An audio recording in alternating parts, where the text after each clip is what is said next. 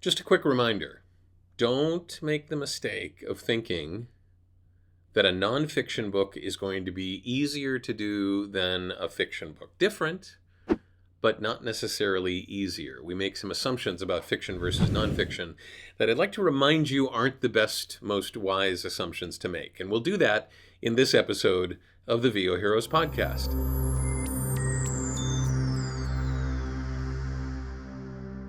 I will hear new audiobook narrators or audiobook narrators that are a little frightened of doing fiction make this statement. I just do nonfiction. I only do nonfiction because I don't do character voices. I don't do accents and dialects.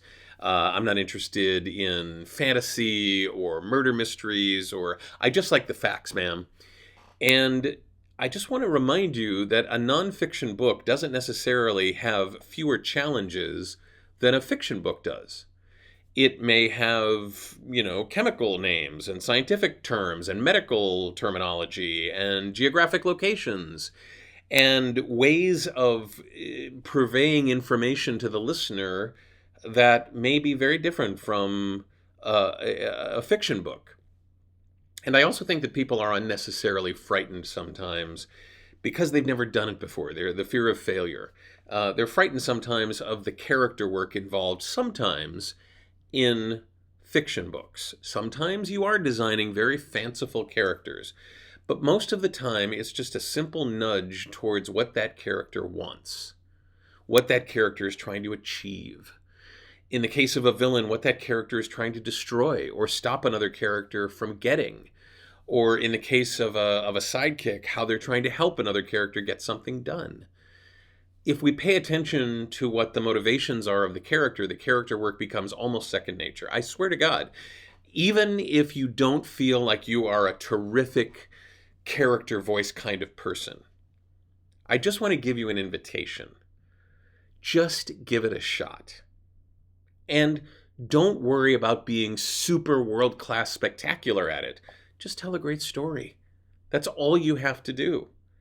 The listener's requirements are that they understand the story and that you're sharing that story with them in an entertaining and informative way. Their requirements are not that you understand the difference between a West Texas accent and an Alabama accent and a Panhandle of Florida accent and a South Carolina accent and a Virginia accent. Those are all Southern accents to a degree with various shades, but the average listener is not going to be sitting there going, I got to make a note about that in the review. And if they do, so what?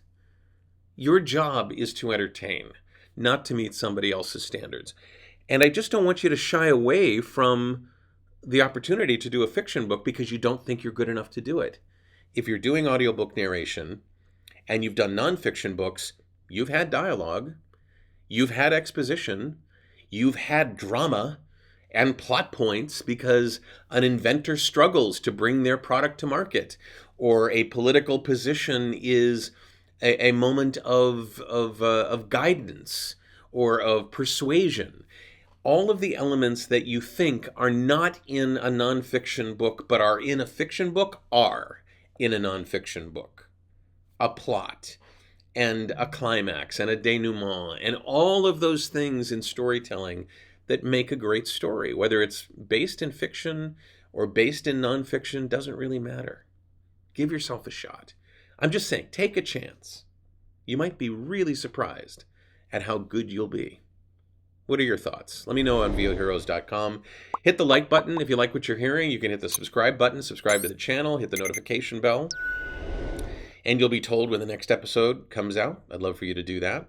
Share this link with some other voice talent audiobook narrator that might be a little hesitant to doing fiction books.